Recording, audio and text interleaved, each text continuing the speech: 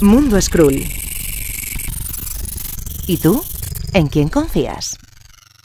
Estamos aquí en el Festival del Cómic Europeo de Úbeda.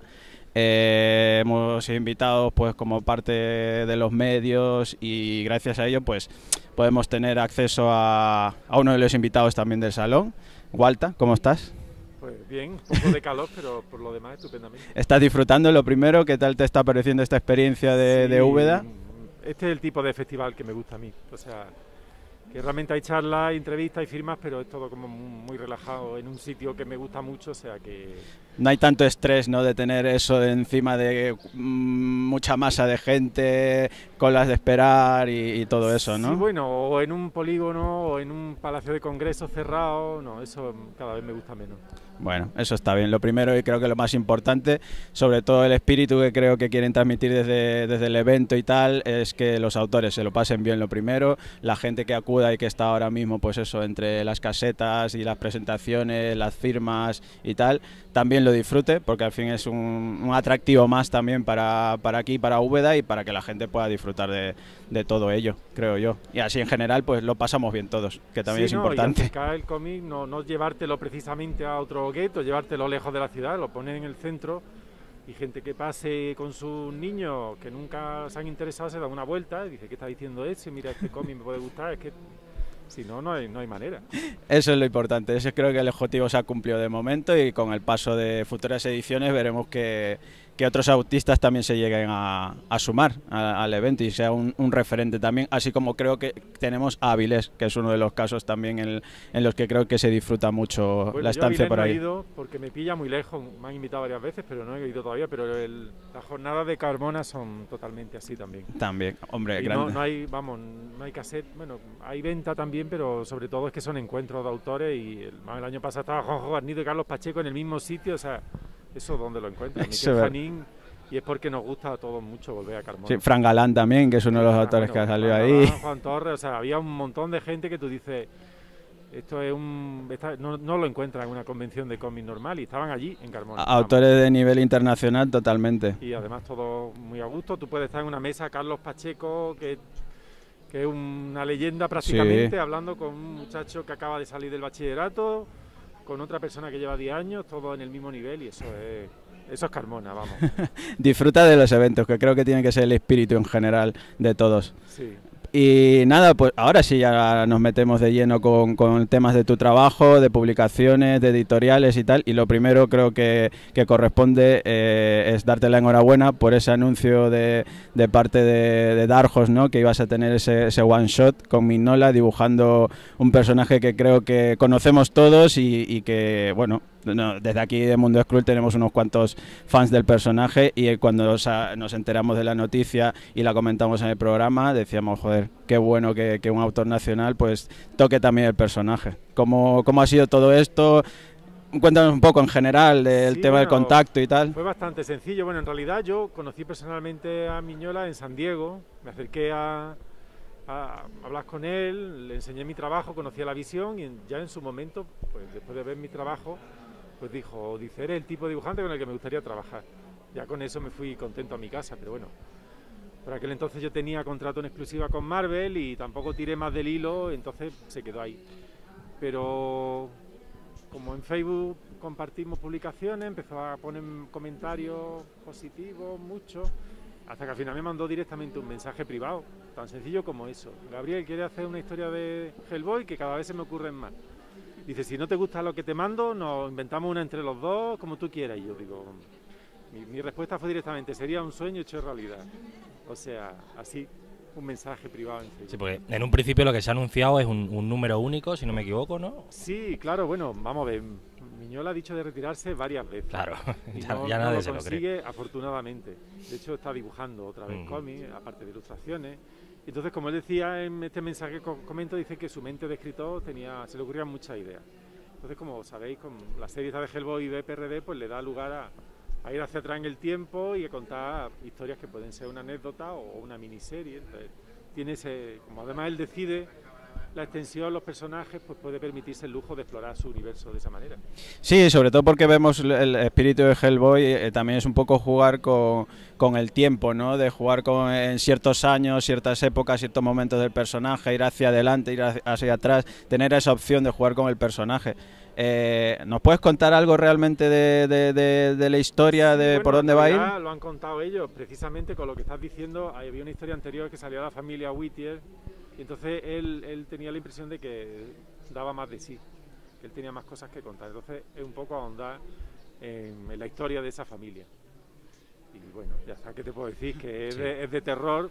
De hecho, leyéndolo me di cuenta de que Hellboy es más de terror de lo que yo mismo creía.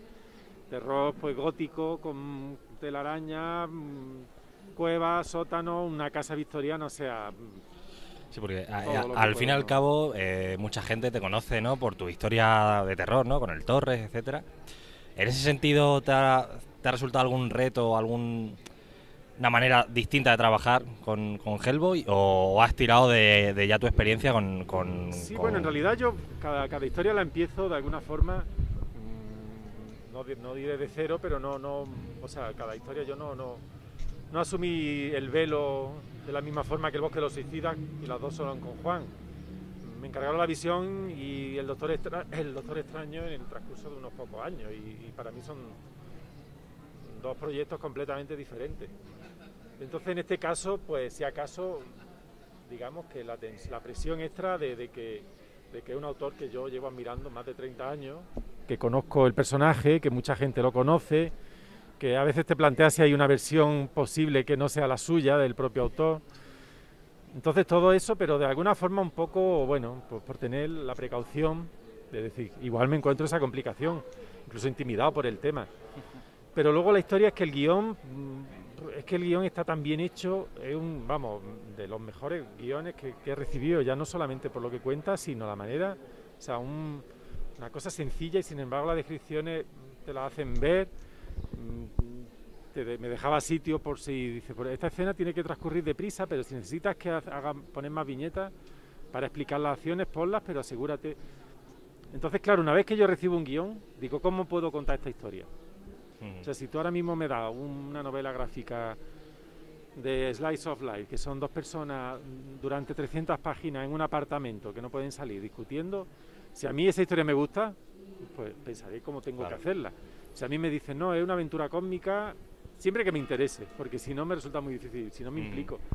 Y más allá de eso, de hecho, precisamente me sorprendió porque yo estaba contando la historia como yo pensaba. A pesar de que había leído muchas historias de Hellboy, digo, no, cómo llega a la casa, cómo hace eso, a veces te encuentras lugares comunes, si hay una cripta, te viene a la cabeza, pero yo no pensaba en eso, pensaba simplemente en qué sentiría yo al entrar en esa cripta, cómo puedo esconder esta sorpresa, este momento de acción, básicamente cómo contar la historia. Y luego ya, por comentar otras obras, de Hellboy ya hablaremos cuando salga. La última obra tuya que ha salido aquí publicada, que es este Barbalien, del Black Hammer verso, ¿no? Bueno, Jared Lemay no estaban al guión, ¿no? Pero cómo es trabajar un universo planteado de una manera similar en parte al Hellboy, ¿no? ¿Pudiste meter mano en cuanto a ideas? ¿Te lo dieron prefijado sí? Bueno, vamos a ver, los personajes estaban ya, el universo estaba delimitado. Lo que pasa es que precisamente estos spin-off, pues no sé si habéis visto el de Skull Digger, habéis leído, el Doctor Star, todo esto precisamente sirven para dar más relieve a personajes que a lo mejor por ser un cómic coral hay aspectos en los que no podía detenerte. Entonces de esa manera son personajes que claramente ya existen, pero cuando los cogemos nosotros es como cogerlas, no de nuevas, pero tú aportas mucho, claro. Hay aspectos de Barbalien que no habían aparecido hasta que no lo he dibujado yo. Y de hecho el ambiente en sí, que es quizás más realista, el hecho de que aunque no sea Nueva York, pero las circunstancias temporales corresponden a un momento muy concreto. Entonces todo eso hace que el tono del cómic sea diferente al resto. Entonces a mí eso es lo que me gusta, o sea, poder aportar siendo respetuoso a ese universo que ya existe, ¿no? Pero no me sentí en absoluto constreñido en ese sentido. Es como decir que al ser creado evidentemente por un guionista, diseñado por otro dibujante y tal, pero que cobra identidad propia cuando coges tú al personaje en sí, ¿no? Y intentas transmitir esa esencia tuya en el personaje. Claro, bueno, no es que yo ya digo, yo intento contar la historia a lo mejor no intento que se note mi sello porque no es algo que yo me plantee de forma consciente, es una cosa que sale. También debo decir que si, por ejemplo, yo tuviera que hacer Los Cuatro Fantásticos, yo no podía preguntarle a Jack Kirby cómo se imagina la cosa. Claro. En este caso, el creador es la persona con la que yo tengo contacto directo. Vamos, a pesar de no conocernos en persona, somos prácticamente amigos. Entonces, ¿cómo ves Barbalien? Sí, hazlo. Sí, no sé qué, cambia esto, cambia lo otro. Él es el creador de ese universo y estoy todos los días hablando con él. Entonces eso supone también un margen de maniobra mayor. Yo no puedo preguntarle, bueno, no sé, ya digo, hay autores que no están vivos, pero es que directamente, quizá Chris Claremont podría acceder a él y decirle, oye, ¿cuál es para ti el germen, ¿no? La razón de ser de Cíclope? Defínemelo en una palabra. Mira, Cíclope, no, pues sí, y él es el creador, aunque no es el creador del personaje, es el creador de la versión que conocemos. Pero en este caso, es que aparte de que el universo no está tan cerrado, está todavía como por hacer. Claro, por ahí me pregunta, ¿hasta qué punto pues os escuchó a los creadores de ese cómic para aportar ideas, ¿no? Porque sí que es verdad que trata el tema LGTB y todo el rollo, que el guionista está muy metido en ese mundo, ¿no? Sí, de hecho la idea fue de Tate, vamos, claro. Ellos están preparando, no sé si era la serie de Essex County o alguna de las series. Tate, que es estudiante de audiovisuales, era parte del equipo de guionistas. Y entonces, como conocía los cómics de Jeff, le dijo, oye, pues ¿sabes lo que estaría bien hacer con Barbalien? Meterlo en la crisis del SIDA no sé cuánto. Y dice, vale, hazlo tú. Sí. Él nunca había escrito un cómic. Claro. Y entonces, claro, la idea fue suya. Él además es homosexual, entonces está implicado en rendir homenaje a la gente que defendió los derechos de los homosexuales, de los enfermos del SIDA en el 80 y sí, pico, no, a mí entonces, la verdad, el concepto me pareció muy interesante de meterte este concepto del SIDA, ¿no? Del rollo de los drags y todo el rollo en una historia de superhéroes, al fin y al cabo, ¿no? Que al final es lo que menos es, creo yo. Sí, no. Quizás no más ciencia ficción en algún momento, bueno, los momentos de Marte directamente de sí, Barro. pero porque el personaje es un marciano, no Claro, te queda otra. Y además que, bueno, yo no sabía cómo funcionaría la mezcla, pero al final, pues... No, y luego también, con Jeff Lemire ya así como guionista, hicisteis también el Sentient. Ajá. También con TKO, que es una especie de manera distinta de trabajar, ¿no? Entiendo yo. Porque salió todo junto, como una especie de novela gráfica, que si el formato este de la caja con la grapa, aquí salió en tomo directamente, pero bueno. La editorial, en cuanto llegó a Estados Unidos, planteó un cambio en la manera de distribuir el cómic. ¿Eso te influyó a ti como dibujante en tema de plazo, etcétera, etcétera? Bueno, de plazo no hubo casi plazo. Prácticamente cuando lo haya acabado lo editamos. Ellos nos sacaban demasiados números al año y claramente, bueno, el Sechun, que es el director, es el presidente de el editor jefe, pues él ha participado en series como Gotham, ahora está haciendo una precuela de los Gremlins, o sea, quiere decir que tiene dinero como para invertir en un proyecto, porque él es pintor también. Quiero decir que lo de los cómics no es una persona de fuera que venga a hacer cómics. De hecho, la idea de Sentient partió de él, y él ha hecho guiones de algunos de los cómics que han publicado. O sea, una persona externa, pero no externa. Sí. Entonces tenía muy claro que no quería hacer una editorial al uso, y tenía tiempo para mimar el proyecto, para promocionarlo. Y luego también se ha aprovechado que, claro, con el paso del tiempo, incluso antes de la pandemia, todos nos hemos acostumbrado a comprar en digital. Ahora ya tiene distribución en librerías, pero en principio solo se lo podías comprar a ellos. Claro, sí. Entonces... Sí, a eso me refiero. Como no había un número mes a mes, no... Yo en realidad las dudas que podía tener en principio es que, siendo una editorial que entonces no había sacado nada, aunque ya había algunos que estaban terminados... Sí, porque lo vuestro fue la segunda tanda, ¿no? Sí, pero el Sara y los otros estaban hechos ya, pero para cuando contactaron conmigo todavía no habían salido. Sí. Todavía nadie sabía de la editorial. Entonces, claro, yo digo, bueno, ¿qué tipo de visibilidad va a tener este proyecto? Porque yo quiero que tenga distribución y que la gente sepa que lo he hecho. Y entonces le pregunté a Jeff y me dice, tranquilo, que se han volcado mucho en la promoción, no sé qué. Y de hecho nos nominaron a un Eisner, lo cual quiere decir que conseguimos, digamos, salir al mundo y que la gente conociera el proyecto, ¿no? Que era quizá mi principal temor. Todo lo demás ha sido, nada más que ventaja. Luego ya, a mí una pregunta a nivel personal, porque tú tienes un estilo de dibujo bastante peculiar para el mercado en el que te mueves, ¿no? Al final te has hecho un nombre en el mundo de los superhéroes, pero tus referencias son mucho más de la pintura clásica, de las bellas artes como tal. Cuando empezaste, los editores te decían de cambiar tu estilo de alguna manera, de habituarte al canon americano, o te dieron... En absoluto. Vamos, yo no sé si pillé un momento bueno. Yo creo que es que ahora mismo, bueno, ahora mismo también está el mercado muy abierto, pero en Estados Unidos había posibilidades para que cualquier tipo de dibujante trabajara. Yo empecé en IDV y en aquel momento, 30 días de noche, con el dibujo de Ben Temple Smith, que no podía ser más marciano, era la serie que más éxito tenía. Yo lo que no pensaba era en dibujar superhéroes, y tampoco me suponía una frustración, porque bueno, quiero decir, cada uno tiene sus gustos. A mí me gustan esos tebeos, pero si mi estilo de dibujo o la forma de contar la historia no se adecua, pues no pasaba nada. Yo de hecho más bien estaba mirando ya en publicar a lo mejor en Vértigo o algo así. Entonces claro, yo también me pilló con una edad, pues a lo mejor ya me pilló con 30 años, yo había sido pintor, ilustrador, entonces de alguna forma tenía claro que mucho no podía cambiar mi estilo. Y por otro lado, una de las entrevistas a las que fui en Barcelona con un editor, le pregunté, digo, mira, a veces estoy un poco desesperado, digo, quizás debería hacer un dibujo un poco más mainstream, porque bueno, anatomía, perspectiva, la técnica más o menos, pues la puedes controlar, puedes hacer. Dice, mira, no, dice, ten paciencia, dice, ahora mismo hay no sé cuánta gente haciendo un tipo de dibujo quizás más, no sé, más estándar, más canon, tampoco, tal vez, ¿no? Quiero decir, sí, bueno, o más, que sea más sencillo a lo mejor, que no choque tanto, lo Sí. que sea. Entre eso hay mil matices, no seré yo el que simplifique porque sería una estupidez. Sí. Pero él me dijo, dice, mira, el estilo que tienes tú solo lo tienes tú. Dice, cuando a ti la gente te llame, te llamará a ti. Claro. Y no le servirá el de al lado, solo te llamarán a ti. Dice, así que me dijo, ni se te ocurra, tú sigue por aquí y ten paciencia. Y entonces, Sobre todo creo que es por lo que dices y mencionas tú, que es único y es el sello de tu estilo, el que llama la atención y el que puede brindar tal vez esa diferencia a ciertas series y a ciertos personajes sobre todo, ¿no? Y no me refiero solo a estilo de dibujo, porque realmente, aunque los editores dan mucha importancia en la narración, aunque parezca Claro.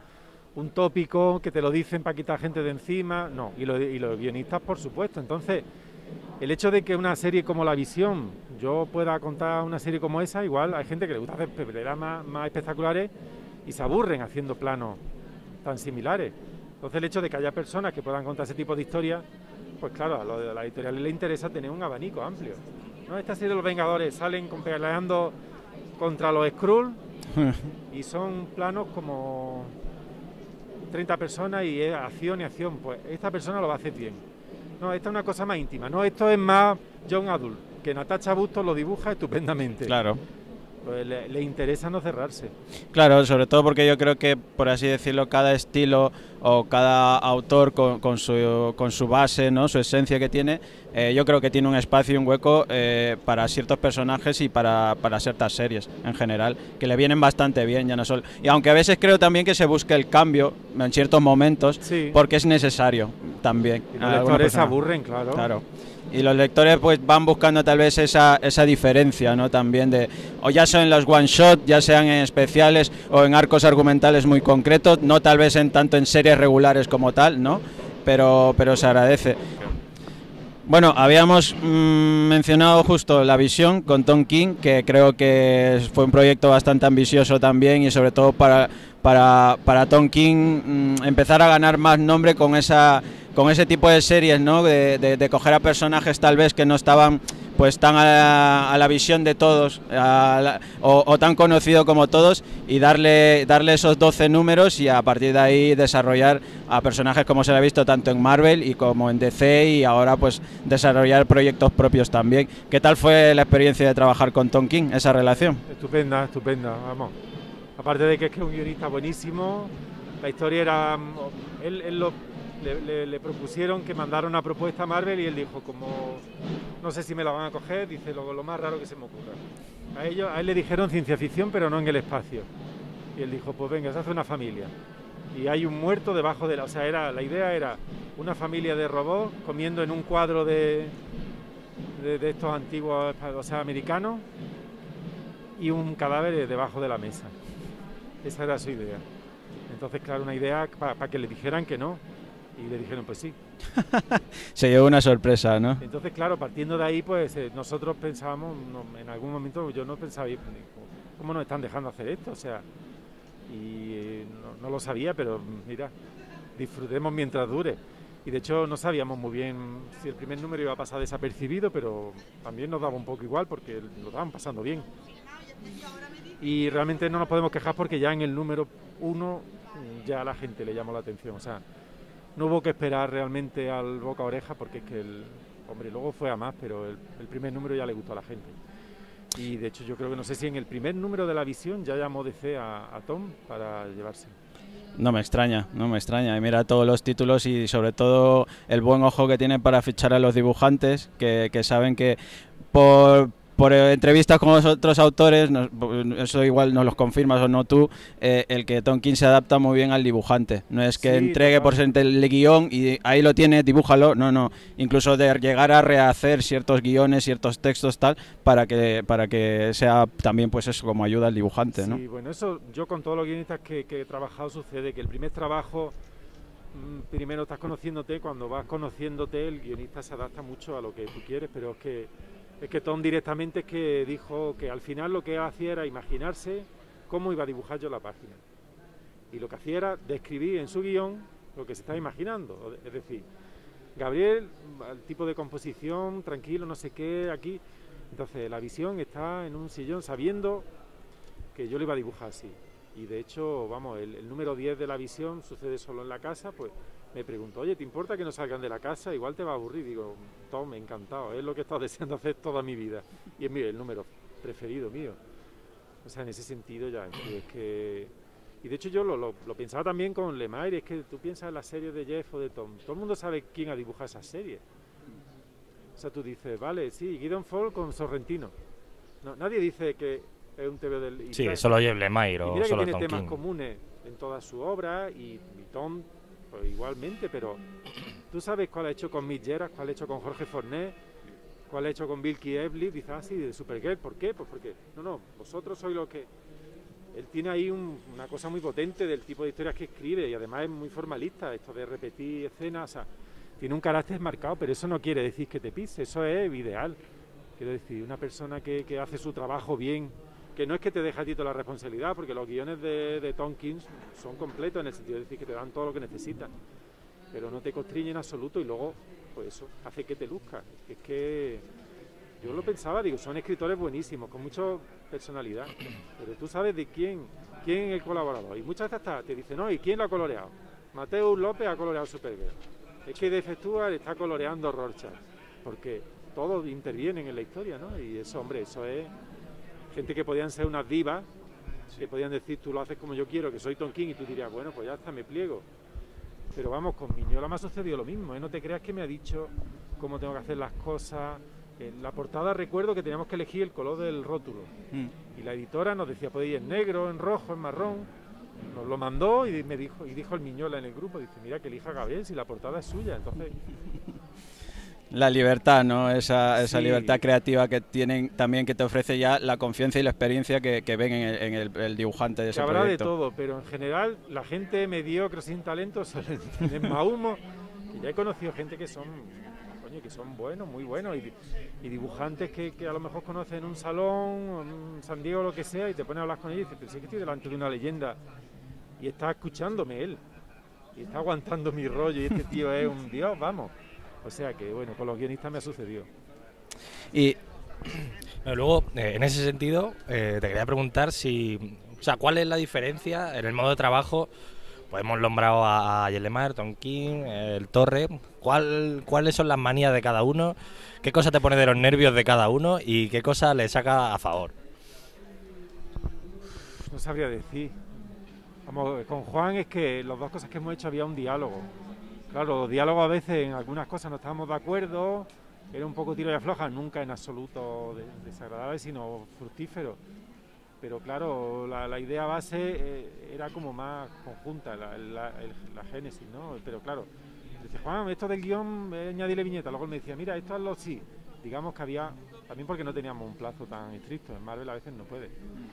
Pero claro, eso que te estoy diciendo, que algunas veces no estábamos de acuerdo, en realidad lo considero una ventaja, porque eso es un diálogo. Y muchas veces yo he visto una cosa, digo, y me decía, esto va así, digo, y he aprendido de lo que... es que Juan tiene un bagaje de literatura, de cine y de todo eso que yo no tengo, entonces claro, son referencias que dices, pues están estupendo. Y luego otras veces digo, mira, yo creo que esta escena podemos hacerlo más tranquila. Pero bueno, es que no podría decir que eso es un defecto, lo que estoy diciendo más bien es que es que está abierto al diálogo, no se decide. Y con Tom y con Lemire es que, mira, con Lemire el único problema que tuve con Sentin es que me lo imaginé dibujado por él. Pero él no tiene la culpa de eso. Él no describía un TVO dibujado por él, pero yo no hacía más que imaginármelo con sus dibujos. En ese sentido, o sea, ahora que lo has dicho, creo que Jed Lemire y tú tenéis, o sea, transmitís un sentimiento parecido en cuanto a la calma, en cuanto al... Sí, a la calma, al ritmo de la historia, ¿no? Yo creo que en ese sentido hacéis buena pareja precisamente por eso, ¿no? Hombre, yo le escribí en primer lugar porque me encantaba lo que él había hecho. Y él ha dicho que se sintió en sintonía con el trabajo. Luego yo creo que los dos somos admiradores acérrimos de Frank Miller, por poner un ejemplo, y hay formas de componer viñetas que yo me reconozco. Os reconozco en lo que yo considero bien hecho. Incluso planos de viñetas alargadas en las que hay un primer plano que cortas por arriba, una forma de componer. Y luego también el tomarse un tiempo para describir visualmente la escena. Por ejemplo, Tom escribe más y me gusta muchísimo el contraste que hace, porque él a lo mejor en la visión lo hacía mucho, lo que está contando no tiene que ver con lo que yo estoy mostrando. Pero él se fía de que no necesito el apoyo del texto para que se entienda. En cuanto él entendió eso, dijo, pues podemos hacer un subtexto. Claro, haces como 2 melodías, eso es un ejercicio que a mí me parece solo además de cómic. Entonces él puede estar contando un recuerdo idílico y están matando a alguien y yo estoy dibujando, escenificando una escena de violencia. Claro, con Lemire noto que él describe todo visualmente. Entonces, claro, hay una escena en la que una persona entra y tú ves que abre la puerta, entra sin ser demasiado monótono, pero entiendo, y yo, de forma natural, cuando alguna vez he hecho un guión mío o alguna historia corta, tiendo a hacer lo mismo. También porque me siento menos cómodo con el diálogo, ¿no? Sí. Pero él escribe diálogos estupendo, o sea, me ha mandado unos diálogos que dices que esta persona ya existe solamente por la forma de hablar. Pero aún así, si él puede, prefiere que todo se conduzca de forma visual. Tiene menos peso el texto, ¿no? Entonces eso sí es una diferencia. Pero a mí me gustan los dos sistemas y yo me adapto a los dos y disfruto los dos, pero bueno, quiero creer, salvando las distancias enormes, que si yo hiciera un guión, probablemente se parecería más a un TVO de Jed Lemire o de los que he hecho con él, que de los que he hecho con Tom King. Con Tom King, claro. Quizás sí, pero también porque él es dibujante, no sé. Y ya para terminar, porque no te queremos molestar más, ¿qué estás haciendo ahora? ¿Qué es lo próximo? ¿En qué proyecto estás involucrado? Si se puede contar. Con Jed Lemire, en este caso es Creator On, que vamos a publicar con Image, que era lo que yo quería hacer cuando salí de Marvel. Me propuso Sentin, me gustó mucho, luego me propuso Barbalian porque él no tenía tiempo de hacer otro proyecto, y cuando finalmente encontramos tiempo para hacerlo, pues lo hemos hecho y es con lo que estamos ahora mismo. O sea, que estamos a la espera de ese nuevo proyecto por Image. Se supone que sale en noviembre el número 1 allí en Estados Unidos. Pues Gabriel, muchas gracias por estar por aquí. A vosotros. Esperemos que sigas disfrutando de lo que queda del festival y pues si tenemos la oportunidad de volver a vernos, por nosotros encantado. Igualmente. Muchas gracias. Mundo Skrull. ¿Y tú? ¿En quién confías?